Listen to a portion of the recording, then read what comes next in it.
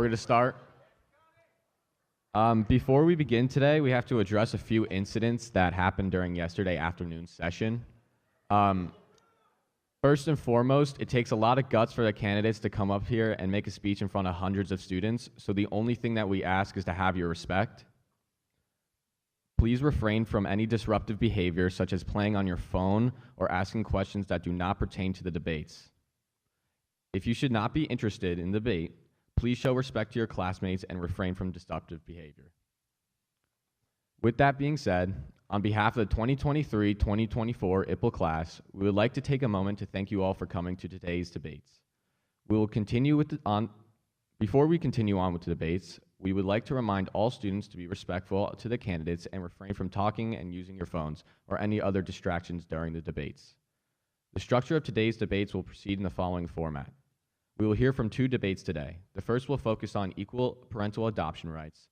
The speakers will be Katie Elvin from the Safari Party and Adriana DiDomenico from the Snow Party. The second will focus on banning sex reassignment surgery under the ages of 18. The speakers for this debate will be Avery Zatelli from the Safari Party and Riley Quirk from the Snow Party.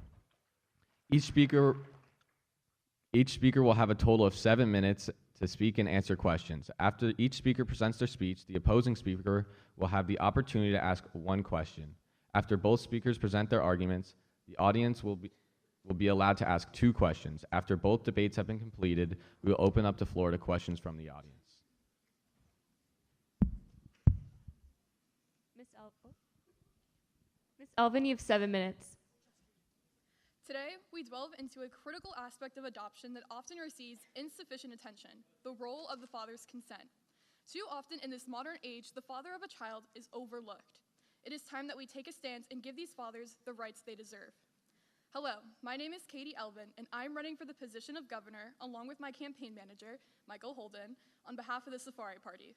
The official name of my topic is Equal Parental Adoption Rights, but that's a bit of a mouthful, so let's break it down with an example scenario. A mother has just given birth to a beautiful baby. She decides that she does not want to raise the child and instead decides to give the child up for adoption. In the state of New Jersey, the mother can give the child up for adoption just 3 days after birth with nothing else to do but to fill out the appropriate forms. The only time a mother needs the father's consent by law is if the couple is married. If the father and mother are not married, then the father does not need to be acknowledged or consent to giving the baby away. This means that a father of a child may have no idea that their child is being put up for adoption, and therein lies my problem. My problem is that some of these kids are being put up for adoption without the consent of the father. Now, in New Jersey, both parents must consent to a child's adoption, but the loopholes have been taken advantage of.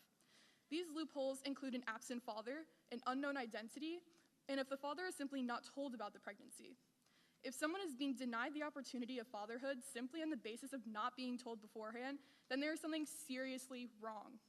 Not only are we denying the rights of fatherhood to the father, but we also have the possibility of denying the child a caring and loving environment.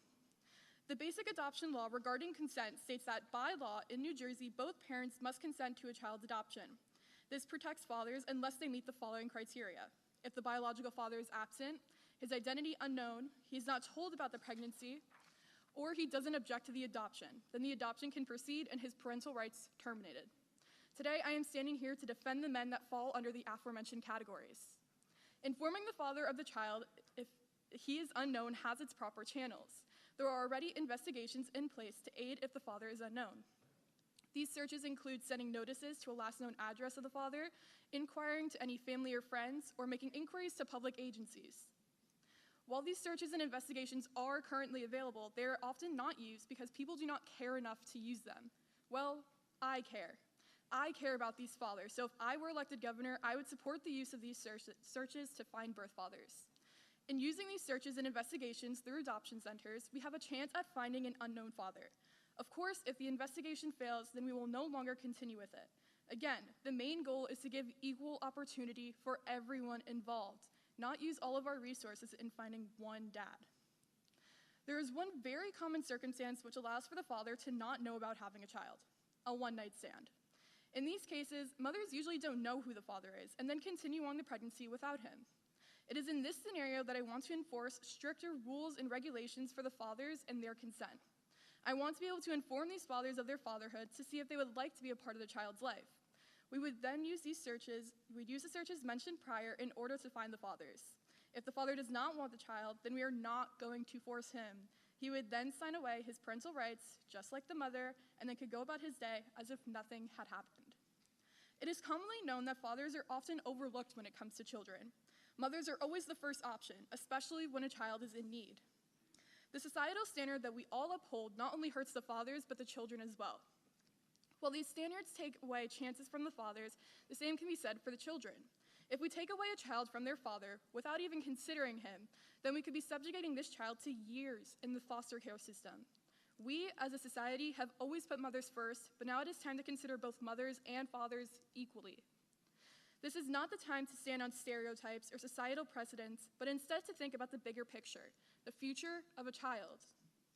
Now, some people may be wondering why the father's consent even matters to begin with, so let me tell you why it does. First of all, a father's involvement in their child's life can be shown to have a positive effect on the child. By giving the father a chance to raise their child, if they so wish, then we are helping both the father and the child. According to the Children's Bureau, fathers occupy a critical role in child development, and they even go as far as to say that father absence hinders development from early infancy through childhood and into adulthood. The psychological harm of a father absence experienced during childhood persists throughout the life course. Since there is such an outstanding effect on the child, we should give every opportunity to them to give them the best life possible. I'm sure that at this point there may be some misconceptions about the side that I'm arguing, like that I'm trying to force children onto fathers who may have not even known that they were a father, but that is not the case. I want to create an equal opportunity for both the mother and father of the child to be a part of its life. If the mother wants to give her child up, fine, I'm not going to fight her on it. The only thing I will fight for is for the father to have the opportunity to decide if he wants to take on being a father or not. I am not forcing children onto people. If the father of the child does not wish to raise the child, then he can sign away his parental rights like the mother did when she decided to give the baby up for adoption. To make a long story short, my concern is for the father of a child first and foremost. While I am focusing on the father in this situation, I am by no means discounting the mother or trying to take away her rights. Along with the father, I'm also trying to advocate for this child as well. In finding the father to get his consent, we give opportunities to everyone involved. My goal is to create equal opportunity for everyone involved, the mother, the father, and the child. With all of this new information, I hope that all of you in the audience will now take into consideration a new perspective of a long-lasting issue. I hope that when you walk out of the auditorium today, you now think of the father just as much as the mother in a situation like this. I urge all of you to consider both sides of this topic and end up picking mine because standing with me means to protect fathers' voices. Let us strive for a future where fathers' voices are heard and respected in every adoption journey, ensuring that every child has the opportunity to be welcomed into a loving and inclusive family. Vote Katie Elvin to protect fathers' rights. Thank you.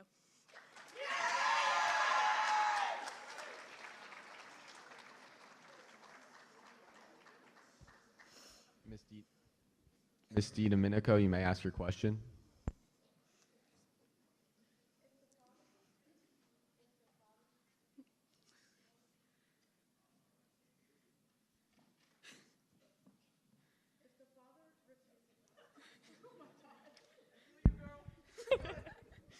If the father refuses to give up parental rights, but both parents are unfit to raise a child, shouldn't the safety of the child be prioritized rather than making the child go through more trauma that could lead to a more lengthy process like CPS?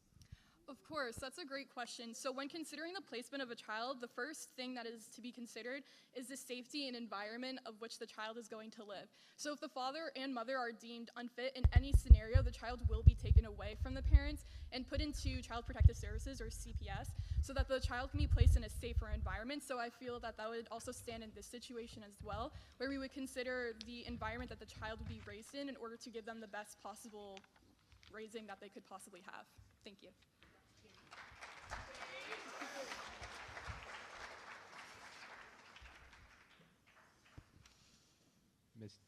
Ms. DiDomenico, you have 7 minutes. Thank you. Good morning, everybody. Allow me to begin by telling you all a true story. When Leah, a high school student like all of you, was 14 years old, she experienced her first relationship.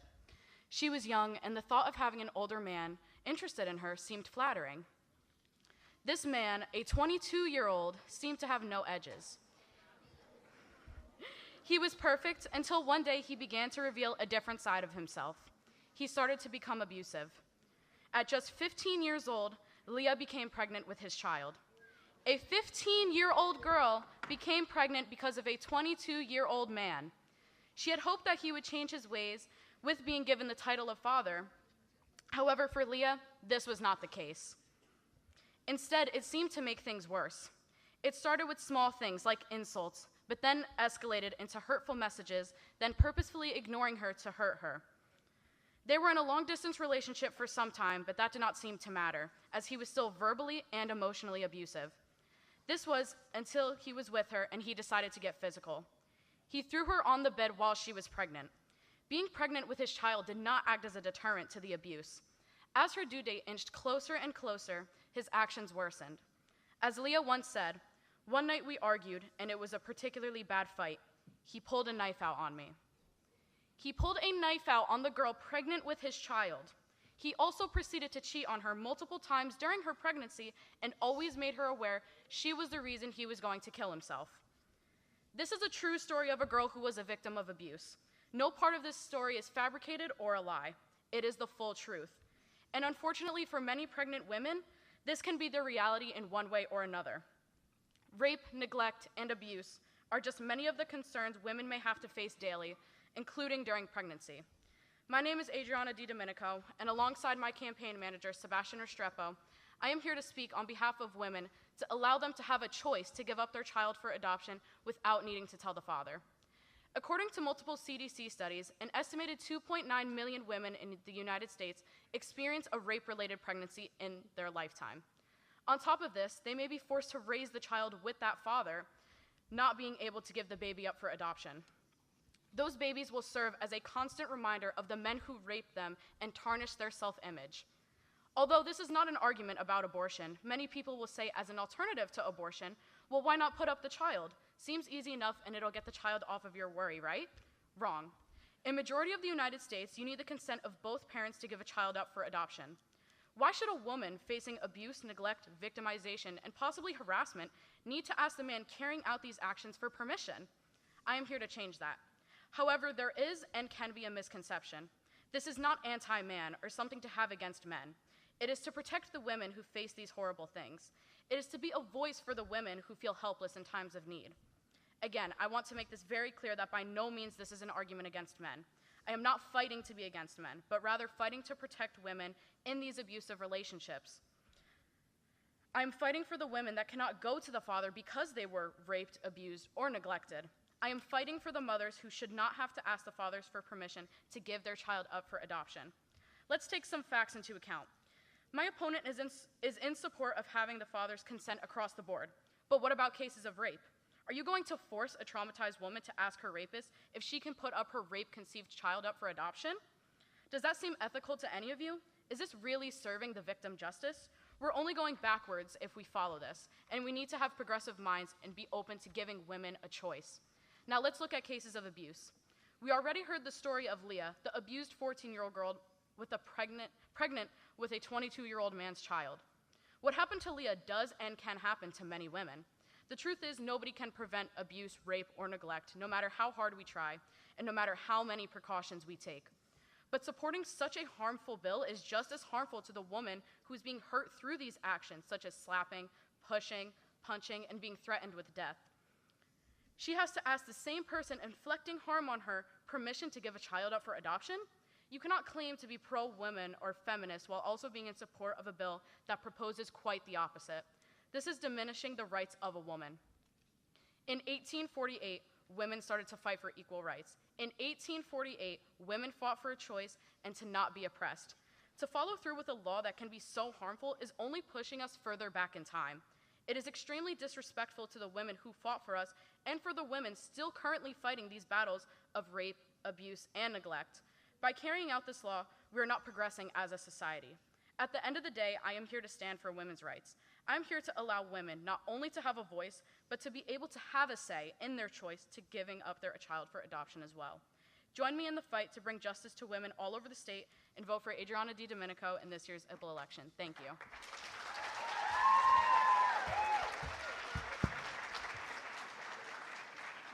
Ms. Elvin, you may ask your question.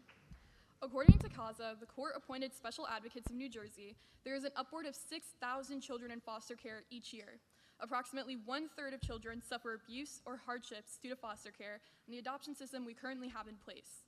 What do you say in the matter of children struggling through the adoption process when there are alternatives to it, including but not limited to informing the father of a child of his fatherhood? Thank you for your question. Although there are many alternatives to that, I would like to also point out that just by telling the father or these alternatives are not going to be a deterrent to the abuse currently going on. In the States, there are currently 3 million reports of child abuse, and of that, 132,363 children were reported abused by their father. So although I do appreciate that by telling the father could help out what's going on in foster cares or in the adoption process, I do not believe that it's going to help with the abuse that is still going on no matter what's going on. Thank you.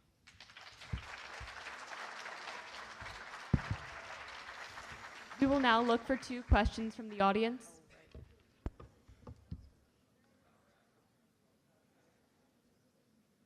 This question is for the Safari Party. What are your opinions on cases where the biological father has shown to be an addict or an abusive partner? Would they still have the same rights in this case, even if they would most likely not be a fit parent? Okay, so thank you for your question. Like how my opponent asked me earlier about cases where the father may be deemed unfit, I feel that a similar situation would apply to this question that you just asked. So when considering the father, we would of course consider the environment and the housing and his health, any issues that he may have, in the consideration of giving the child to him. So it's not like we're just giving the child to the father with no other precautions or rules or regulations. We're like purposefully vetting these fathers so that the child can be raised in a loving and caring environment. We're not just going to throw children onto fathers and then not watch after them or care for them in that process. Thank you.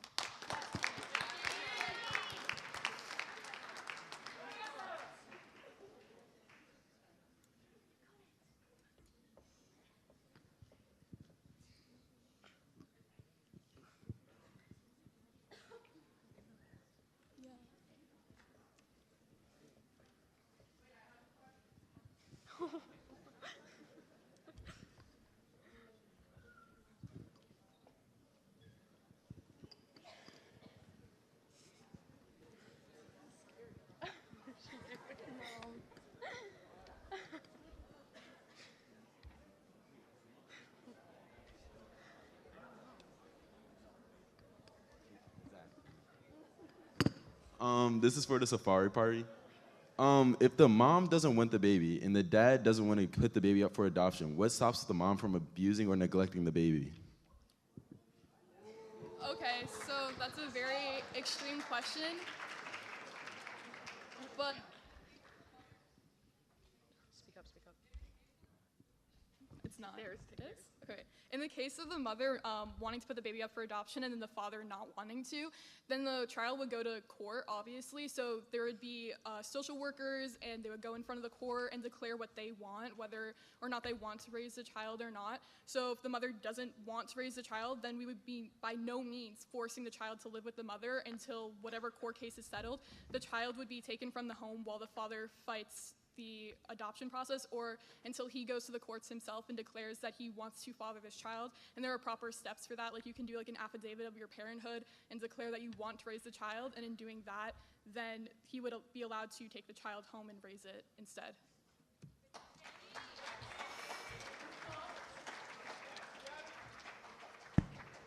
Thank you. Thank you. We're going to invite the next speakers up.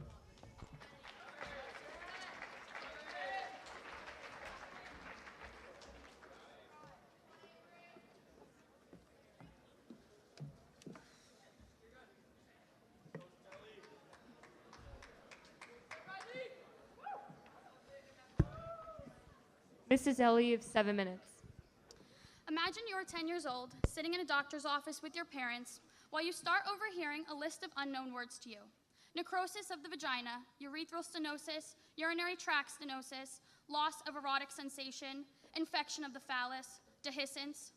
Your mind starts to wander off while the doctor goes on, because all you can think about is how you are finally going to become the gender you've always wanted. So although the list of complications that come with gender reassignment surgery sounds scary and foreign, that's a later problem anyways, right? And to make matters better, the chances that any of these risks actually happens is about 5.8%. So you'll take those odds, right? Because at the end of the day, you are just 10 years old. And instead of understanding what these complications entail, you are finally becoming the person you want to be. It sounds great, in theory, except there are so many other factors that go into making the decision of getting gender reassignment surgery that are often overlooked. My name is Avery Zitelli, and I am running for assembly on behalf of the Safari Party, alongside my amazing campaign manager, Jada Thompson. To begin, I want to clarify that I am in no way against the idea of becoming transgender or any kid who would like to transition. I am simply trying to allow kids to make an informed and educated decision before they undergo a life-changing and irreversible surgery. The entire process of becoming transgender is very complex. Therefore, it should involve medical and social considerations. Many people, especially youth looking to transition, have several options to get this process started. Some may begin with the social transition, which can include changing their name, clothes, pronouns, and behaviors. Others want to start with the physical transition, which can include counseling, puberty blockers, and hormonal therapy. The typical end goal for both sides is receiving a gender reassignment surgery, which is very involved. Right now, in the state of New Jersey, any child wishing to receive gender reaffirming care, including hormones, puberty blockers, and the surgery itself, can get it with parental consent. However, a total of 24 states in America have restrictions regarding gender reaffirming care, with some banning all methods of a medical transition for youth. I believe that kids should still be able to receive puberty blockers and hormones, but they should not be allowed to undergo reassignment surgery before the age of 18. Gender reassignment surgery is not a simple procedure that can be done on a whim. It has many implications that can occur, not only on a person's body, but their mental health and well-being. Statistically, depression was reported in 49% of trans feminine youth and 62% of trans masculine youth, which is 4 to 7 times the rate of their cisgender peers. Going through puberty is already an extremely challenging experience for kids, so adding on the pressure of transitioning to the opposite gender can be very overwhelming. The Snow Party will mention how numerous trans youth experience gender dysmorphia and other mental health issues because they cannot truly transition to the gender they best align with. But what they fail to address is the fact that the lingering depression that many trans youth experience as they begin transitioning in their new bodies. Although they may feel more comfortable in their transition body, there are now an abundance of challenges to overcome regarding mental health and social settings. Society still has much work to do, but has become significantly more accepting in terms of gender identification. Mental health is a serious concern among trans youth, but another huge consideration about receiving gender reassignment surgery at a young age is the fact that it's considered to be irreversible. A child's brain is not fully developed, yet we are allowing them to make a decision that can change the rest of their life. Yes, they are made aware of the potential complications that can arise from this procedure. However, they are not going to fully comprehend what these risks actually entail.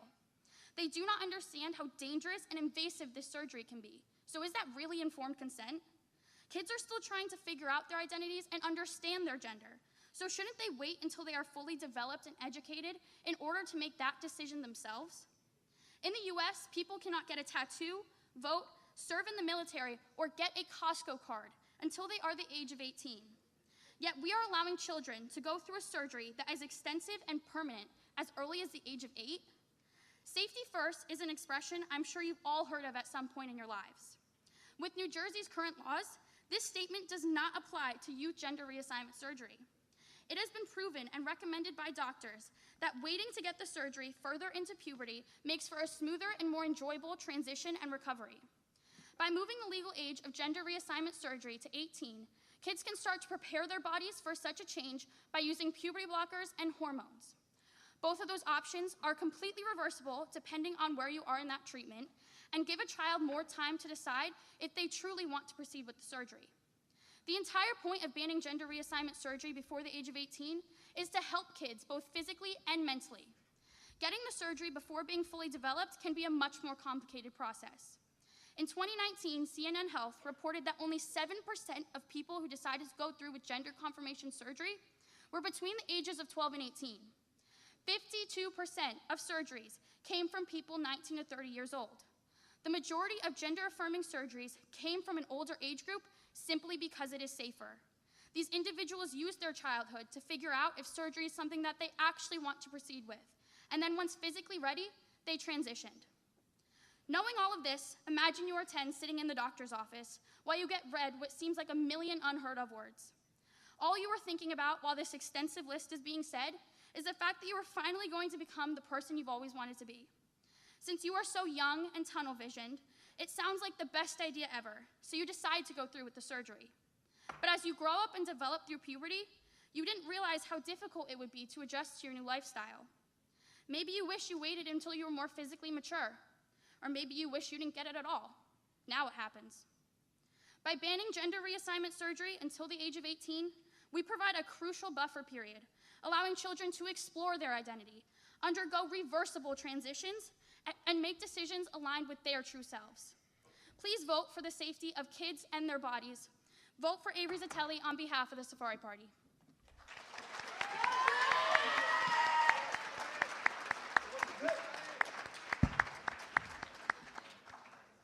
Mr. Quirk, you may ask your question. One's right to self-expression has been a pillar upon which our country has stood for its near 250 years of existence. Why should we, under any circumstances, violate the primary amendment of our Constitution on the simple basis of subjective thought? Thank you for your question. Regarding the self-expression part, these kids still have numerous different ways to express themselves in a way that fits them. They are able to start this process both physically and socially before the age of 18. They are simply just not allowed to finish this process before the age of 18. And on the basis of subjective thought, part of that question, nothing is subjective about the fact that the Endocrine Society, which is an international medical organization, recommends that people are 16 years or older for hormones and 18 years or older for reassignment surgery. So that question is on the same basis of why 10-year-olds can't get a tattoo or drive or vote. They can't comprehend the risks and responsibilities that come with those things. And I think it would just be kind of un-American of us for not to protect the kids and their bodies from such an extensive surgery before they are physically ready to do so.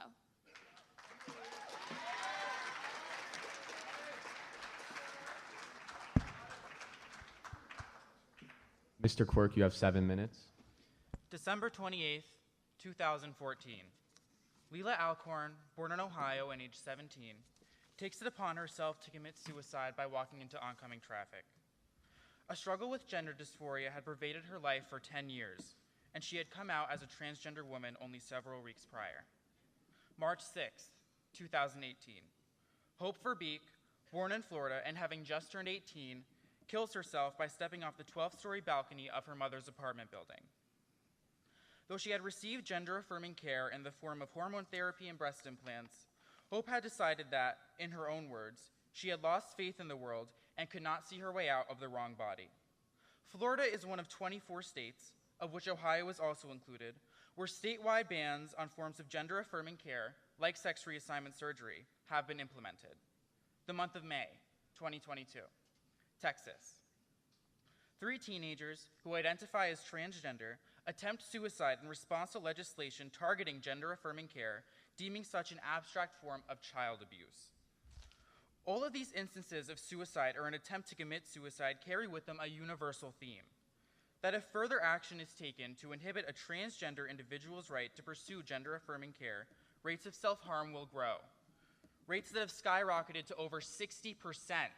That's 3 in 5 trans youth considering suicide as the only means to cope with the lack thereof.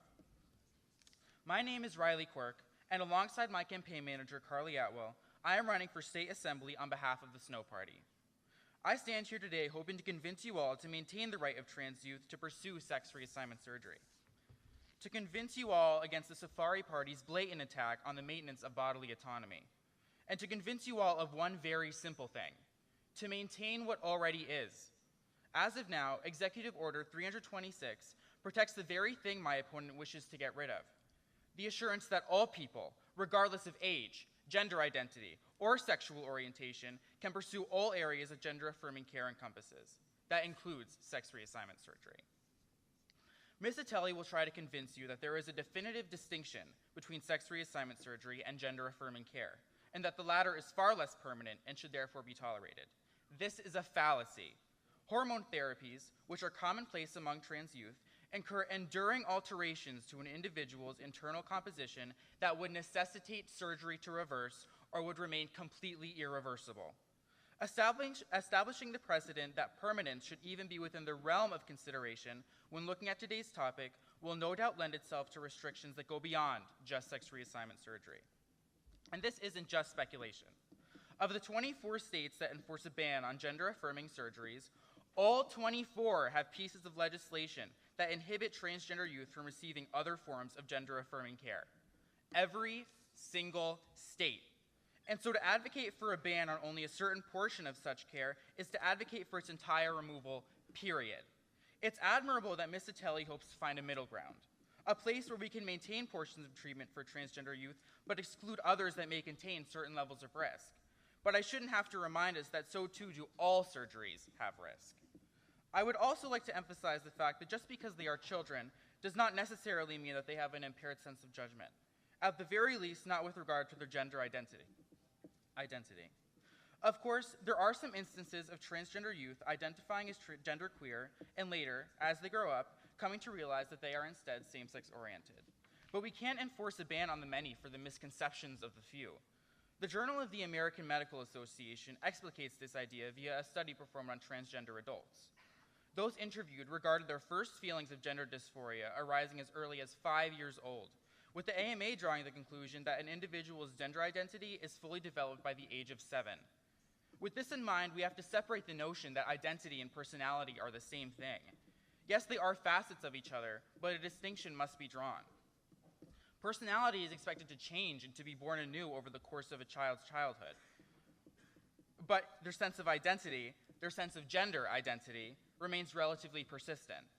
This cognizance is precisely what brings trans youth to a level at which they can understand who they are and who they desire to be. And that is why I can say with utmost certainty that in spite of their being a child, they have every means to ascertain the gender they feel more comfortable identifying with. Even setting aside one's belief in such notions of mental certitude, the objectivity of the situation presents itself in the fact that the number of individuals who actually receive sex reassignment surgery is abysmal. Between the years 2016 and 2020, the AMA found that only an estimated 48,000 people underwent said procedure. For reference, that is 0.0001% of America's population. Of them, 25,000 were aged 19 to 30, 10,500 were aged 31 to 40, and only 3,600, that's a mere 8% of the 48,000, were aged between 12 and 18. There are 73 million individuals who compose America's youth, 2 million of which living in New Jersey. To say this surgery bears any ill consequence on those who identify as transgender and fall under the age of 18 isn't just laughable, it's a lie. Who are we to admit one's ability to pursue routes through which they can feel comfortable in their own body when so few actually undergo the process? Just because something isn't commonplace doesn't mean we should entirely prohibit it. Banning sex reassignment surgery as it regards minors is just another piece of do-nothing legislation that further prosecutes an already marginalized group. I ask that you all consider my platform from a perspective of genuine humanity, where autonomy and safety can coexist. A world where the mental health epidemic among trans youth is not amplified in response to this unfortunate misjudgment. A world where the families of transgender children are not forced to relocate for the simple necessity of gender-affirming care in the form of sex reassignment surgery. And so we need to fight to maintain its pristity in any way, shape, or form possible. We have a responsibility to ourselves and to others to ensure that all people, regardless of age, can live freely and authentically, because we can't transition a child who's dead. Thank you, and remember to vote SNO.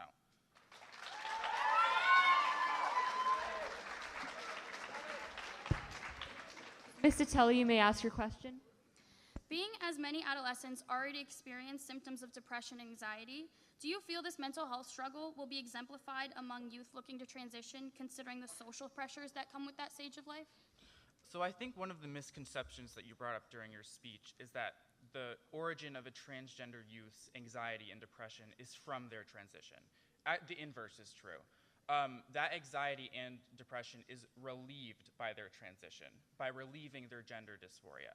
And so I think if this legislation does pass as you want it to, not only will the mental health issues be exemplified, but they will be amplified in response to this. Thank you for your question.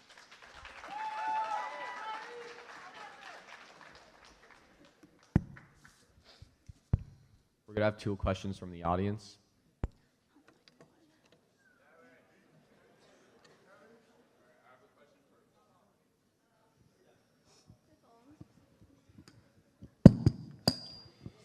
All right, I have a question for Riley in the Snow Party. You bring up the point that all surgeries have risks, but transgender reassignment surgery is not a health imperative rather than a cosmetic. So where do you suggest we draw the line for children getting unnecessary procedures? Should they be allowed nose jobs too if they hate the way they're born? Sex reassignment surgery is not the I like to emphasize the fact that sex reassignment surgery is not the same as a nose job, and I think that we need to consider the fact that it is a necessity for trans youth to feel comfortable in their own bodies. Overcoming gender dysphoria is vital in their surviving childhood, and so allowing this will allow them to overcome it, and that's why we should maintain it. Thank you.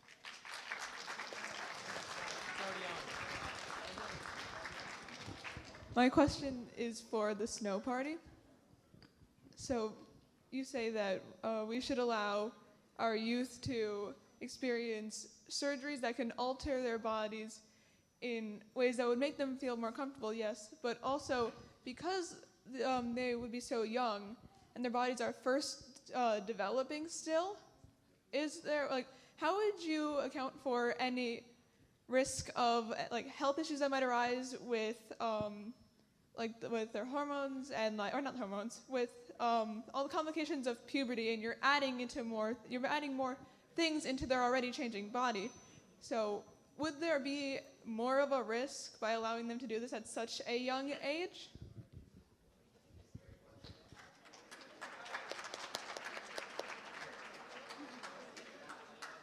If we go back to my statistic, a very small percentage of those who receive sex reassignment surgery are actually children. So to begin with, this really isn't a problem that needs to be addressed. But like I said before, if we base our judgment off of permanence and off of risk, then we would remove the entirety of gender-affirming care in its whole. It's easiest for a child to transition when they are young, pre-puberty, because they don't have the hormones that would progress them to the stage in their life where they would be a developed adult. So no, the risk that is associated with this, it's worth maintaining it, and that's why we should try and keep this.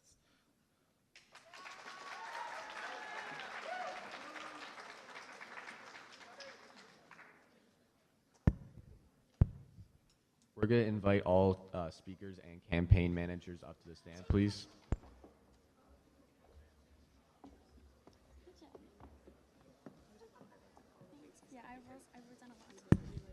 And we're opening the floor to questions.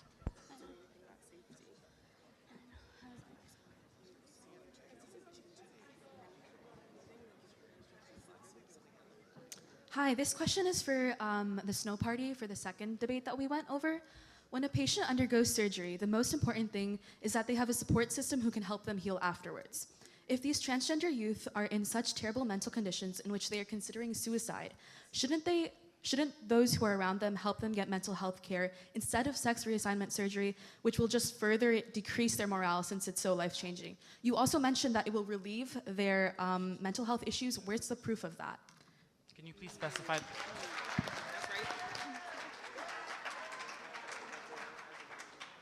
Can you please specify the question?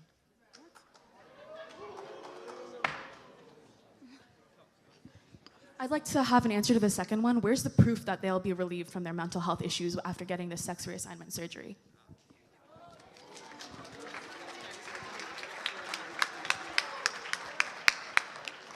The proof is in the numbers. There is a higher rate of children committing suicide prior to receiving gender-affirming care than after. So if they do receive sex reassignment surgery, the rate at which they do commit suicide would decrease significantly.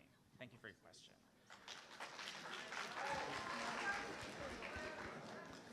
I also have a question for the Snow Party regarding transgender youth. If you're so worried about the mental health of youth experiencing gender dysphoria, shouldn't there be better resources and programs implemented and budgeted by the government to help these youth?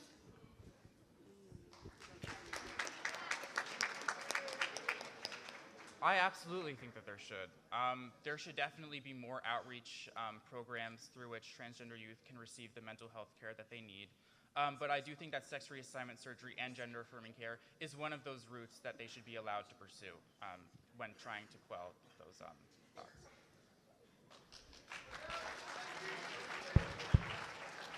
The chair would look favorably upon a question for the Safari Party.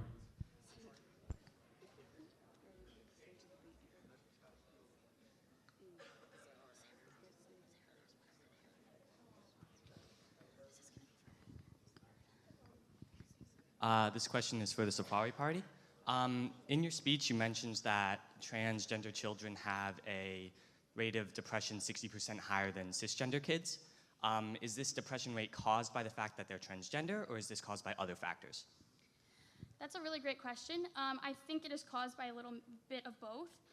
Obviously, considering that they are 4 to 7 times the rate of their cisgender peers, I do definitely think that this process of becoming transgender does play a significant role in that, simply because those rates would not be that much higher if it was simply just based off of life and like that time period of their life. So I do think it obviously is a little mix of both, but I do definitely think it's more geared towards the process of becoming transgender. That's all we have time for today. We're moving to Block 3. Voting will commence Monday.